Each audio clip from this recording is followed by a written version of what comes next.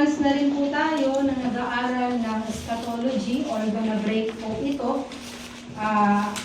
Pero patuloy po natin pag-aaralan ito sa limited po na kaalaman po natin sa tulong po ng banal na Espiritu. Ang tanong ko po, nasaan na po kaya tayo sa Book of Revelation? Sa panahon po natin ngayon. Kasi di po ba ang Book of Revelation is the only prophetic book sa New Testament. So nasaan na po tayo sa Book of Revelation? What chapter po? Chapter 1, Chapter 2, Chapter 3, Chapter 4. Nasaan na po kaya tayo? Tinanong ako ni Sis Izel last time, sabi niya, ano ba yung tanong mo si Izel? Na-open na po ba yung first seal? Sabi niya yata, or second seal? Yun ang tanong. Okay, yung first seal. So ang tanong ko po sa inyo, nasaan na po tayo sa Book of Revelation? Chapter 3. Tama po, nasa chapter 3 na po tayo sa panahon ngayon ng ating pong buhay. Bakit po? Kasi ang chapter 4 ay rapture. At ang rapture po ay hindi pa po nangyayari at ito po yung isang prophetic event na hinihintay po natin. Ano? Yung chapter 4. But of course, sa lesson po natin ay nandito na po tayo sa nakakatakot na part, which is chapter 6, the opening of the seals. And last time po, pinag-aralan po natin yung mga ibang seals. So after the rapture is the opening of the 7 seals, and we know that it is the beginning of the 7-year tribulation period. The first 3.5 will be tribulation period, and the second part of it, another 3.5, will be what we call the Great Tribulation period. As was prophesied doon sa Book of Daniel. Ano? So doon po sa seal number 1, number 2, 3, and 4, we have the fourth horseman of the Apocalypse. Yung first 4 seals. The first seal is the rider on the white horse. Yung nakita natin sa verse 2. Sa verse 2, ang sabi niya dito, a white horse, and he who sat on it had a bow, and a crown was given to him, and he went out conquering and to conquer. So we know that the rider has a bow but without an arrow. Okay? And he was given a crown, and the crown here is translated in Greek as Stephanos. Okay? It means something that he earned or something that was given to him, Stephanos. So we know that it is not the Lord Jesus Christ. Why? Because this is the tribulation period. It is not yet the second coming of the Lord Jesus Christ. It's still the tribulation period. And Jesus will come later in the book of Revelation, chapter 19. Nakita po natin, he is riding on a white horse also, but not with a bow, but with a sword. Okay, with a sword. And we also see that Jesus Christ have crowns, plural. While the rider of the white horse in verse 2 of chapter 6 has only one crown. Okay? So the translation of crown here is not Stephanos. It is not something that he earned or not something that was awarded or given to him, but it is translated as diadenos, which means a crown of royalty. Meron na kasi siya nun. It's him. So Jesus has a sword and not a bow. And what follows after this person? Makita natin ano ba ang sumunod na nangyari pagkatapos doon sa appearance ng rider on a white horse. What follows after him? Yung war. Yung red horse, no? It means war because he has a great sword. And the translation is the Makaira Megale, a great, it is a very big sword. It is used for war. And after that is the black horse. Kung nakita niyo po yung pagkakasunod-sunod, rapture, kinip tayo ng Lord, ikikip niya tayo para hindi natin maranasan yung Great Tribulation period. After the rapture will be the judgment of God. At ito nga yung seals, the first seal, the white horse, which means the Antichrist with his false promise of peace. Okay, and then pangalawa, yung red horse means war. At pagkatapos ng war, what is the result of war? Yung black horse. Yung famine, superinflation, and the scarcity of food. He doesn't have a sword, but he has a pair of scales. It is a symbol for measurement. During that time, food would be measured. There would be limited food supply. Dahil na pagkatapos po ng giyera, natural wala pong pagkain. There is scarcity of food. At napag-aralan po natin last time na yung sasahurin mo, 1 denarius, yung sasahurin mong yun, good only for 1 person, para sa pagkain niya sa buong araw. Nothing will be left for his family. And so kinakailangan, kung meron siyang maipakain sa family niya, anong bibilhin niya? Barley. Okay? Kung sa Pilipinas, halimbawa, imbes na rice, dahil wala namang barley doon, siguro mais, kamote, anything na makakatipid po siya, pero yun nga, good for 1 day lang yung salary mo. You are going to work in order for you to eat and to survive. And praise God, alam natin, hindi natin mararanasan yun. Ano? And then after that, after war and famine, ano pong susunod as a result? The pale horse. No? The pale horse, the Greek word chloros. And we studied about that last time. And of course, it means death or thanatos. And there are 4 ways para mamatay ang tao during that time. With sword, with famine, with pestilence, and also with wild beasts. And now we're going to talk about the 5th seal, yung ika-5 seal. Habang kung nakita nyo po yung inyong program, ito po yung 7-scrolled seal. At habang iniikot po ito, nabubuksan po ang seal. So, sunod-sunod po ito. It's not simultaneous, pero sunod-sunod po yung pag-open ng seal. And dun sa seal number 5 na nabasa po natin kanina, sabi niya dito, when he broke the 3rd seal, who is opening the seal? It is the Lord Jesus Christ. He is opening the seal, so it is impossible for him to be in the seal. Okay? So, the Antichrist with the false promise of peace, pangalawa, war, pangatlo, famine, pang-apat po ang death, at ang panglima, when he broke, sabi niya, the 5th seal, I saw underneath the altar the souls of those who had been slain because of the word of God and because of the testimony which they had maintained. Punta po tayo dun sa altar.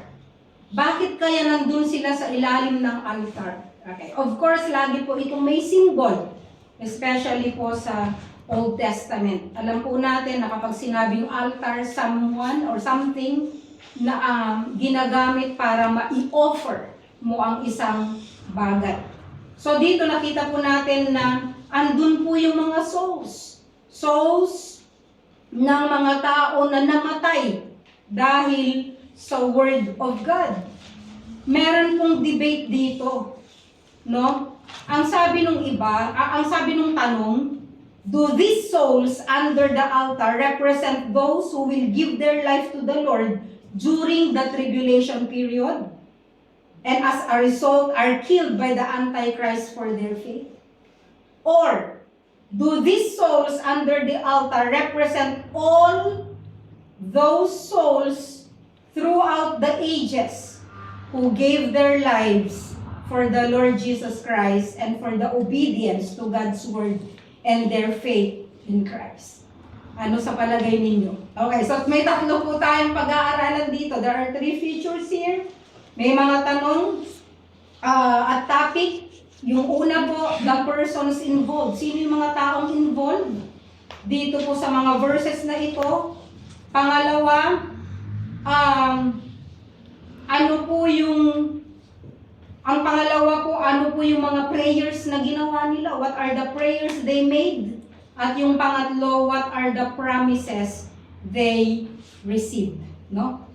So the persons involved dun sa verse 9, ang sabi niya dito, those, parang ang mga martyrs po sila. It's kasi ang sabi, souls of those who had been slain because of the word of God. So we can see here martyrs. Of course, pag sinabing martyrs, alam po natin na sila po ay pinatay. No? Pinatay po sila. So the Antichrist is surely going to kill or to slay many people who refuse to bow their knee para siya po ay i-worship. Di po ba darating yun dito sa mga susunod na pag-aaralan natin na sa sobrang hirap po ng buhay, gagawin mo ang lahat para ikaw ay mabuhay at mag-survive. At ito po yung opportunity na gagawin ng Antichrist para kunin po niya yung worship ng mga tao.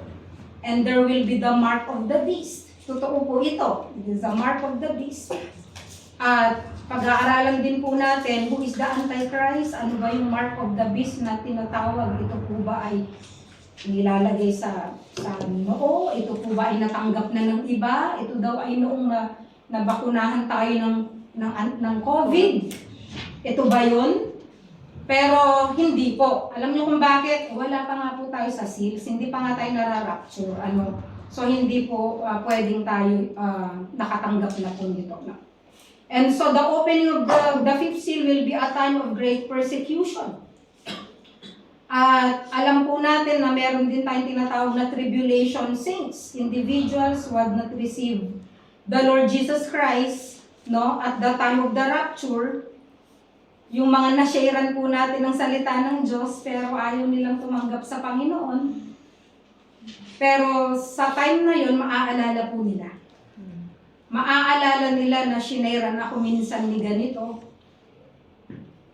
At hindi ako tumanggap sa Panginoon sa prayer, at hindi ko binigay yung aking buhay sa Panginoon. Maaalala mo yun. No? Pero dahil maaalala mo yon at ayaw mong pumunta sa hell forever, talagang mamamatay ka, no? Sa matinding persecution. Sabi nung iba, di ba, pupugutan sila, they will be beheaded. Pupugutan sila, no?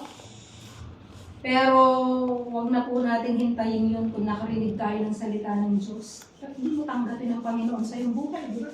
Ba't mo pahihintayin yung time na mapupugutan ka pa ng ulo para sa ganoon ay maging karapat-dapat ka, maging worthy ka sa kingdom of God. Samantalang ang sabi ng Bible, sabi niya, salvation is by grace. It is by the grace of God through faith. Yung grace po ng Panginoon napakalaki, pero during the tribulation period, andun na po yung end of grace. Bakit? Binigay na po niya lahat ng chance para sa ganoon magsisi ang lahat ng tao. Kaya nga ang sabi po dun sa 2 Peter, di ba? Hindi niya hahayaan ng mga tao ay hindi makarinig ng kanyang salita. Di ba? Lahat po ng tao makakarinig ng salita ng Diyos. Sa tao, sa kaibigan, sa relative, sa TV. Ba't di mo buksan ng TV? Ang daming preacher. Bakit hindi mo tignan ang daming Bible? Ang daming tracts, ang daming mga ngaral. Hindi hahayaan ng Diyos na mamatay ka sa buhay na ito. At hindi mo naririnig ang salita ng Diyos. Because God is a God of many chances. Di ba? Okay. So, kagaya po ng sinabi natin, there will be tribulation saints. There will be people na tatanggapin nila ang Panginoong Jesucristo and they will refuse the mark of the beast during that time. Kasi may seed. May word of God, may seed ng salita ng Diyos na naitanim sa puso nila. Yun nga lang, hindi sila nag-accept sa Panginoon and they will remember. At dahil may seed na yun, hindi nila tatanggapin ang mark of the beast. And they will be martyred for the word of God and for the testimony which they held. And even though these saints inquire of the Lord, how long, O Lord, others will be killed for their testimony because the scripture must be fulfilled. So naniniwala po ako na yung pong martyrs po dito, hindi lamang po yung tribulational saints, kundi lahat po ng namatay sa lahat ng ages, na kaya sila namatay iba-ibang paraan ay dahil sa kanila pong pananampalataya sa Panginoon. Di ba ang daming pinupugutan ng ulo ng mga Muslim? Di ba? O kaya yung mga i-denounce mo ang faith mo or else papatayin. Pero yung mga iba, hayaan na silang mamatay. Basta hindi nila itatatwa ang Panginoong Jesucristo. And these are the martyrs. So naniniwala po ako na sila po magmula po sa Genesis hanggang po sa time na ito, na marami pa rin pong namamatay dahil sa faith nila sa Panginoong Jesucristo, I believe that they will be the martyrs na nandun po sa altar and they are crying, "How long, O Lord?" Pero ano po ang sagot ng Panginoon sa kanila? Doon sa,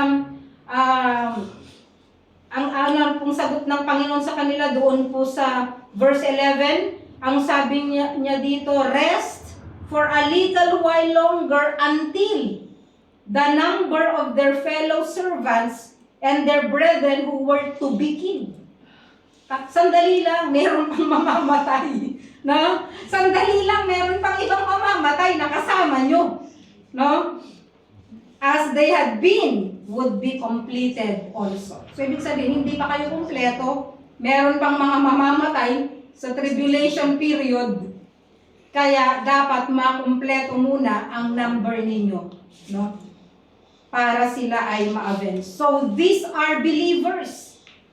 Paano natin nalaman na believers sila? Because sabi ng Bible, they were given a white robe. No, ang ibig sabihin ng kasuotan dito, yung white robe, ibig sabihin po nito ay nadamitan po sila ng puti.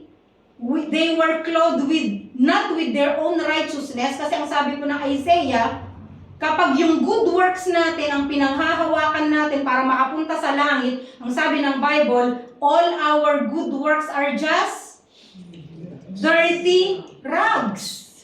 But we were clothed with the righteousness of the Lord Jesus Christ.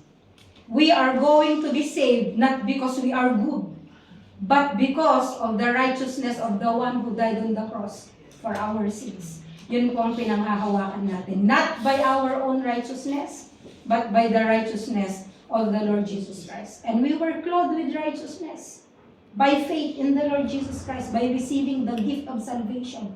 At ganon din po ang mangyayari sa lahat po ng mapapersecute ito pong time ng tribulation period. Makikita po natin ito sa Revelation chapter 7 verse 9. Na pag-aaralan po natin sa mga susunod na lesson po natin. At pangalawa, the petitions they made, sa verse 10. Yung petition, ang sabi niya, "How long, O Lord, na we withhold mo or you are going to refrain yung judgment, yung parusa sa mga taong gumawa nito sa amin." So here we can see a cry for vengeance. Alam niyo po, kapag babasahin po natin ang Book of Psalms, we can also read imprecatory prayers. There are imprecatory psalms. Doon po sa book sa Psalms, 'di ba? Ang dami doon na ang prayer po ni David ay, "Panginoon, bungingin niyo po sila." 'Di ba? Parusahan niyo po sila. 'Di ba? Ang daming prayer doon. Kaya lang nga sabi ng Lord, wag nating gantihan ng masama ang gumagawa sa atin ng masama. Ibig sabihin, let's be gracious sa kanila. Pero kung makikita natin dun sa Psalms, ang dami pong prayer ni David doon na nagpipray siya for vengeance. Pero ang sabi ng Panginoon, vengeance is mine. No? Doon sa Luke chapter 18 verse 7, ang sabi doon, "Now will not God bring about justice for His elect, who cry to Him day and night, and will He delay long over them?" So we are the elect, tayo po ay pinili ng Diyos. So ibig sabihin, darating po ng time na i-avenge po tayo ng Panginoon. Kaya nga sabi niya, do not take revenge, for vengeance is mine, says the Lord. So we know that God is a God of love. Diba, sabi nung iba, wala daw hell kasi ang Diyos daw ay Diyos ng pag-ibig. Totoo yun. Totoo ng Diyos ay Diyos ng pag-ibig. Pero ang katangian ng Diyos, ang attributes niya, hindi lang love. Diba? God is a God of love, but at the same time, He is a righteous God. He is a jealous God. He is a God of justice. No? He is a God of vengeance. Yun ang sinasabi niya sa kanyang sarili. Deuteronomy 32 verse 35, vengeance is mine and retribution. At dalawa pang verse doon sa verse 41 to verse 43, sabi niya, I will render vengeance on my adversaries. At doon sa Psalms 94, kung babasahin natin yung binasa kanina sa invocation, doon sa Psalms chapter 68, we know, no, that God is a God of vengeance. And there are a number of other imprecatory prayers doon sa book of, dito po sa Bible. Na yung mga righteous, tinatawag po nila ang Panginoon para sa ganun mag-intervene doon sa kanilang situation. They are calling for God to bring about justice into their lives. And yung longest, makikita po natin sa Psalms 35, Psalms 69, Psalms 109. Longest imprecatory prayer po yan ni David. Bakit? Noon kung ginawan siya ng masama ng sarili niyang best friend. Di ba yung best friend niya mismo? Sarili niyang anak. Si Absalom. Di ba? Kaya yung pong nangyayari sa buhay natin ngayon, hindi po yan bago. Lahat po ay nandun sa Old Testament, sabi nga ng Book of Ecclesiastes, lahat ng bagay ay paulit-ulit lang. Lahat ng nararanasan natin problema, trials, hindi bago. Naranasan na yan ng mga iba. No? Yung itinatwa ka, yung may pinagkatiwalaan ka, sinira yung trust mo, yung taong akala mo mapagkakatiwalaan mo, hindi pala, yung niloko ka, lahat yan ay hindi bago. Lahat yan ay dati na. No? Paulit-ulit lang po yan na nararanasan po natin. Ang Diyos lang po ang patuloy na kumikilos sa buhay natin. Ano? Kaya nakakayanan natin kung ano man po yung nararanasan natin, both in the past hanggang sa ngayon. So the prayers they made are not personal. No? Tayo, madalas tayo manalangin personal. Panginoon, nasaktan ako. Panginoon, ganito ang mangyari sa kanya. Di ba? Paminsan yung iba. Pero hindi tayo dapat nagpipray ng gano'n. Pero, ito pong mga martyrs na ito, they are not praying selfishly. Hindi po personal vengeance ang pinag-uusapan dito, kundi yung vengeance nila para na rin po sa Diyos. Bakit? Kaya po sila namatay dahil po sa kanila pong pananampalataya sa Panginoon. So hindi po selfish yung kanilang prayer. It is not for selfish vendettas. Their holy desire is for the destruction of Satan, the destruction of the wicked, and the destruction of Satan's followers. Yun po yung gusto nilang mangyari, na mag-end na po sana ang kasalanan at kasamaan dito sa mundo. Yun ang desire nila. Na maghari na ang kaharian ng Diyos dito sa lupa. Yun po ang kanilang prayer. So grace is nearing its end. Ini-enjoy po natin ngayon ang grace ng Lord.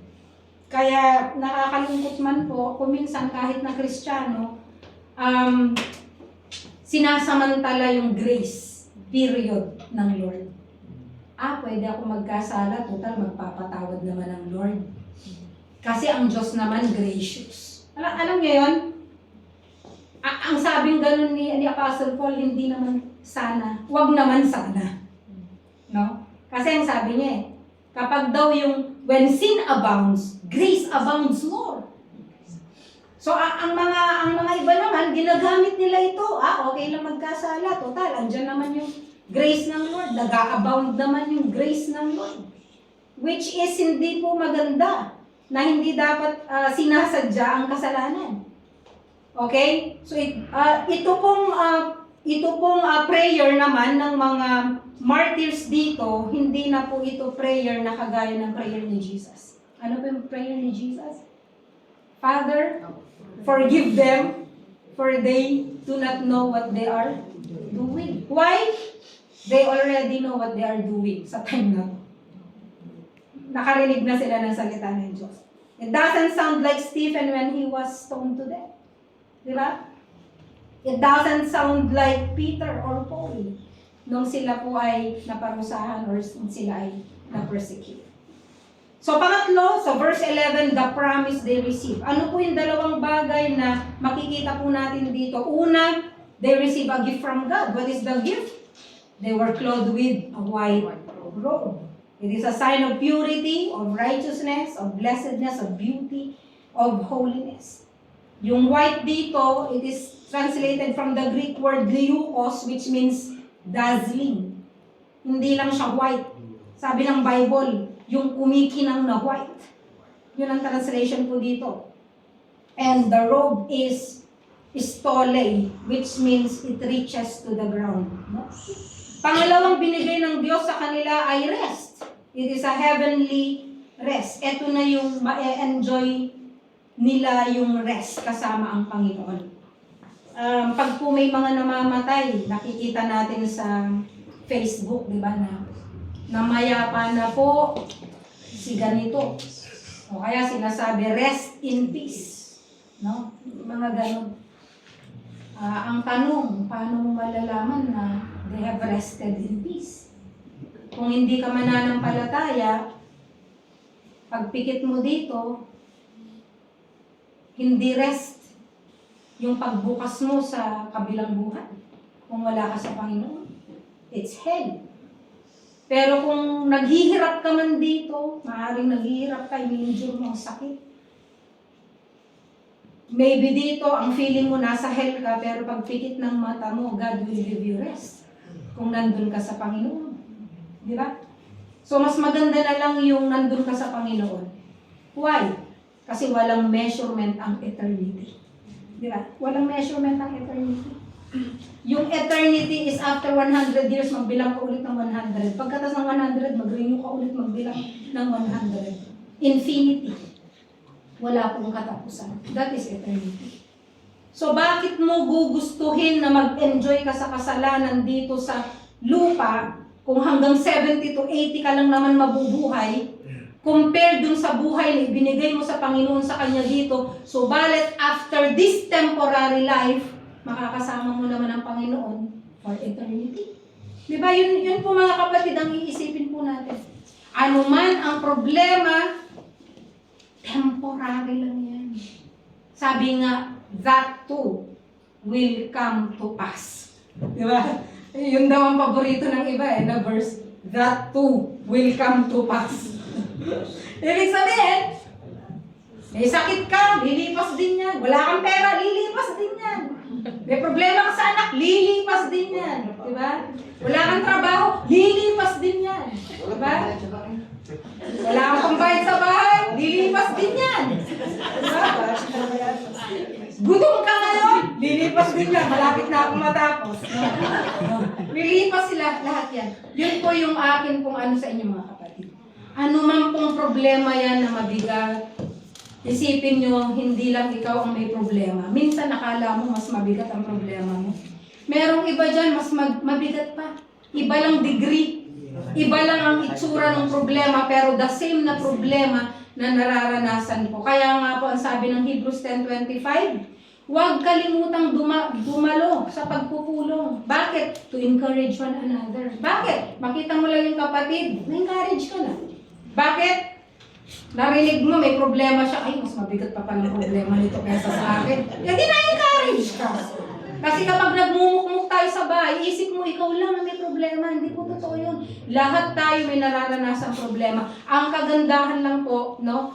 Kapag po kasama na natin ang Panginoon for eternity, hindi na po tayo magkakaroon ng problema. Ang tanong ko lang, sigurado ka ba na makakasama mo ang Panginoon? Ang sabi kanina nung kanta, kapag daw binasa ang pangalan, I'll be there. No? When the roll is, sabi niya, is called, I will be there. Sigurado ka ba that your name is there? Baka mami, nagro-roll call, in-open ng Book of Life, nagro-roll call, ba't tayo tagal ko?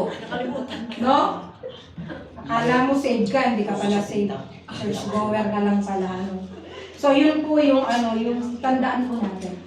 Magre-rest din po tayo. Sabi po nung mga ibang kapatid, Bakit kaya? Ang problema, kung hindi sabay-sabay, sunod-sunod. Totoo! Diba? Ano kaya? May naipon lang akong pera, mawawala ulit. Praise God! May naipon ka. Dun sa time ng pangangailangan, may magagamit ka. Di ba ganun talaga yon? Nakaplano talaga yon. Kaya don't worry. No? Okay. Be happy. Be joyful pala. Be joyful in God. Kasi yung happy, di ba, napag-aralan natin, happiness is based on happenings. It is based on circumstances. Pagka wala kang problema, masaya ka. But joy is permanent. It is something that is inside. Hindi naka-base kung ano man ang nangyayari sa circumstances. Wala kang pera, if you have the Lord Jesus Christ, you have the Holy Spirit, you have the fruit of the Spirit, there is joy in your heart. Pasipul-sipul ka pa kahit wala kang pera. Why? Alam mo, mamaya kakain ka din kahit wala kang pera. Amen. Okay. So now let's go to the sixth seal. The sixth seal, Revelation chapter 6, verses 12 to 17. I looked when he broke the sixth seal, and there was a great earthquake. And the sun became black as sackcloth made of hair. And the whole moon became like blood, and the stars of the sky fell to the earth, as a fig tree casts its unripe figs when shaken by a great wind. The sky was split apart like a scroll when it is rolled up, and every mountain and island were moved out of their places. And the kings of the earth, and the great men, and the commanders, and the rich and the strong, and every slave and free man, hid themselves in the caves and among the rocks of the mountains, and they said to the mountains and to the rocks, fall on us and hide us from the presence of him who sits on the throne and from the wrath of the Lamb, for the great day of the wrath has come, and who is able to stand. So dito po sa sixth seal, makita po natin na it is a catastrophe on earth. Ito po yung sixth seal. Meron pong 7 judgments sa earth. Number 1, earthquake. Alam po natin na nag-earthquake, hindi na po bago ang earthquake, pero yung mga earthquake na nararanasan po natin, patikim lang po yan because the Bible say, there will be a great earthquake na mararanasan ng buong mundo, mararanasan po ng mga tao. Hindi yung earthquake na mababalitaan natin na nasa Japan, nasa Pilipinas. It will be an earthquake na lahat ng tao sa buong mundo sa time na yon mararamdaman po nila ang earthquake na yon. I believe that it is literal earthquake. Pangalawa is the sun turning black. Talagang mangingitim ang sun.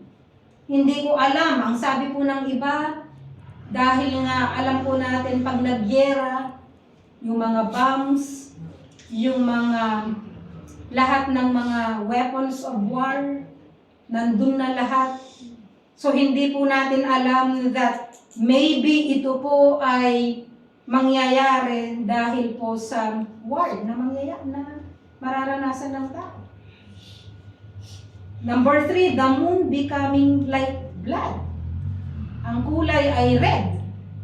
Ang sabi po ng iba, lunar eclipse, solar eclipse.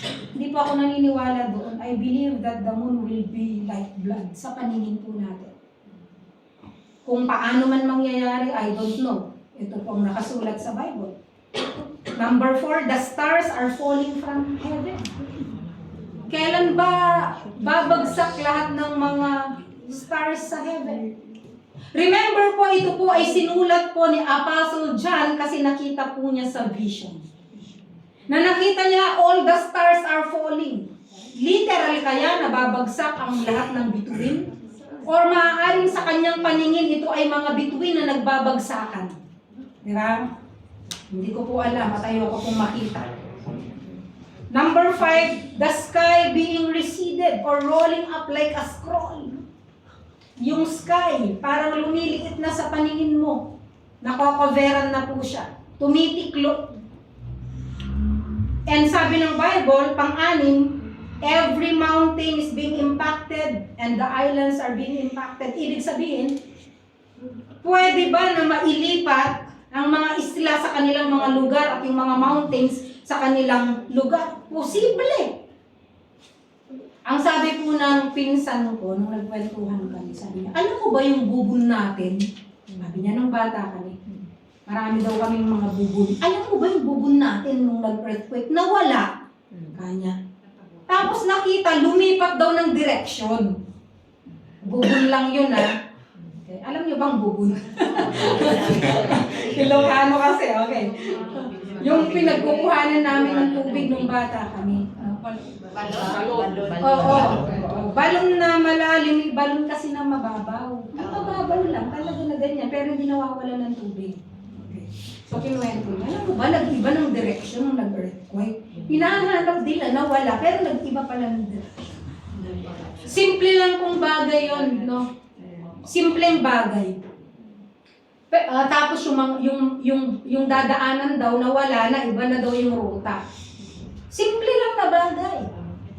Kaya naniniwala po ako na possible na maaaring isla dyan, napunta na dun sa kabila sa isla sa tindi po ng lakas ng earthquake or sa tindi ng lakas ng tremors, kung ano man po yan, hindi ko po alam kung ano yan.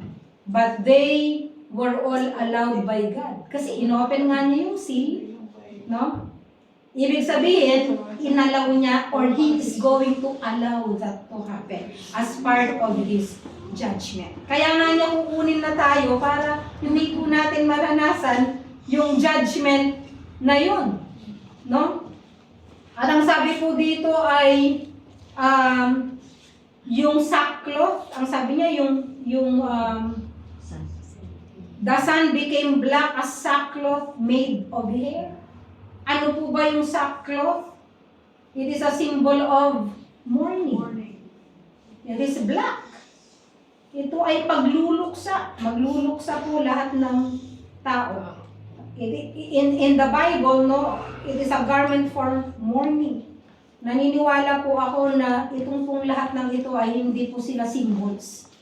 Hindi sila symbols, pero maaaring sa paningin po ng ni John, I believe na pwede rin po na yung mga stars, hindi lang yung shooting stars, kundi yung mga makikita mo pag naggigera. Di ba nga, ang sabi pa dito ay may mga lumilipad na nag-aapoy ang mga mata. Ano ba yun? Ano ba yung mga lumilipad na nag-aapoy ang mga mata? Hindi natin alam kung ano ang mga bagay na yun. And so, dito po sa Revelation chapter 6 verses 15 to 16, ang sabi po ng Bible, the kings of the earth. Sino ka man na presidente ng mundo, the great men, the commanders, the rich, the strong, lahat, wala na pong mayaman, mahirap, mataas, mababa. Sa panahon na to, alam po ng lahat ng tao, sa time na ito, na it is a judgment from the Lord. Bakit? Kasi po ang sabi ng Bible, fall on us and hide us from the presence of Him who sits on the throne. Kaya nga sabi niya, and from the wrath of the Lamb. Alam niyo po yung Lamb, hindi po nagagalit, di ba? Kaya nga si Jesus Christ is the Lamb of God who takes away the sins of the world. Ang sabi ng Bible, siya po ay parang isang lamb na kakatayin. Ganun po ang Lord Jesus Christ. Nang po siya namatay sa cross, He was like a lamb. Kung ano yung ginawa sa kanila, hinayaan lang. Pero sabi ng Bible, no, from the wrath of the Lamb. So darating po yung time na kahit po yung tupa ay magagalit. Hindi po anger ito, wrath. No? Wrath talaga. So it means ito po yung day of the Lord. Ito po yung judgment of the Lord. Ito yung mararanasan ng lahat ng mga tao na tumalikod sa Kanya, those who rejected His grace. Those who continued in sin, kahit na alam nila ang salita ng Diyos. So ang akin lang pong conclusion, ito pong seals na to, we are studying about these seals, no, hindi lang po sa head knowledge, kundi para ihanda po natin ang ating mga sarili. Bakit mo hihintayin ang tribulation period? Kung sa ngayon pa lang, pwede mong ibigay ang sarili mo sa Panginoon at pwede kang magsisi sa kasalanan at tanggapin mo siya sa iyong buhay as Lord and Savior. So, these seals teach us that the tribulation is a period that man should not enter, na hindi mo dapat papasukin. Ngayon po, nagsasuffer tayo sa mga kamay ng tao, nape-persecute tayo, pero mas maganda na hindi po tayo mag-suffer sa kamay ng Diyos. If you have received the Lord Jesus Christ as your Lord and Savior, you will never go into the tribulation period. At yun po ay napakahalaga. At kung meron ka pong kamag-anak, kaibigan, kapatid, kakilala, na ayaw po niyo po na maranasan po nila ang Great Tribulation period, I pray na bigyan kayo ng courage, ng wisdom ng Lord kung paano nyo maibahagi ang salita ng Diyos sa kanila. It is never too late. Kahit po tayo sa oras na ito, saliksikin po natin yung ating mga sarili. Meron ba ko talagang personal na relationship sa Panginoon? Tandaan po natin, it is not religion. It's not all about religion. It's about a person. The person of the Lord Jesus Christ. Na dapat tanggapin natin siya as our Lord and Savior. Yun ang mahalaga. Maraming mga tao nagdidibatihan sila. Nagpapagalingan sila. Wala ako dun sa pagalingan na yun. Hindi tinuturo ang salita ng Diyos para ikaw ang pinakamagaling. Kundi itinuturo ang salita ng Diyos para maalala mo na walang amount of good works na meron ka or walang kabaitan na meron ng isang tao para ma-deserve niya ang langit. It is only by the grace of God. Sabi sa Romans chapter 3 verse 10, there is no one righteous, not even one. Romans chapter 3 verse 23, for all have sinned. All, lahat po tayo, all have sinned and fall short of the glory of God. Romans chapter 6 verse 23, ang sabi niya, for the wages of sin is death, but the gift of God is eternal life through Jesus Christ our Lord. Shall we pray? Heavenly Father, we thank you sa grace. We thank you, Lord, for the eternal life that you have promised those who receive you, those who accepted you as their personal Lord and Savior. Marami pong salamat sa assurance na lahat po kami na tumanggap sa inyo bilang Panginoon at sariling tagapagligtas. Lahat kami na nagsisi ng aming mga kasalanan at binigay namin ang aming mga buhay sa inyo. Hindi po namin mararanasan ang inyo pong wrath, kundi maranasan po namin ang inyo pong grace. Marami pong salamat, Lord, sa oras na ito. At kung meron man po sa aming kalagitnaan at sa mga nasa online na hindi pa po tumatanggap sa inyo at hindi pa po nagsusurrender ng kanilang buhay sa inyo, Panginoon, kayo po ang siyang mangusap sa kanila. At sa isang simpleng panalangin, alam ko na kayo po ay didinig ng meron pong pananampalataya. Salamat po, Panginoon, sa oras na ito. At binibigay po namin ang lahat ng kapurihan sa pangalan ni Jesus. Amen. God bless.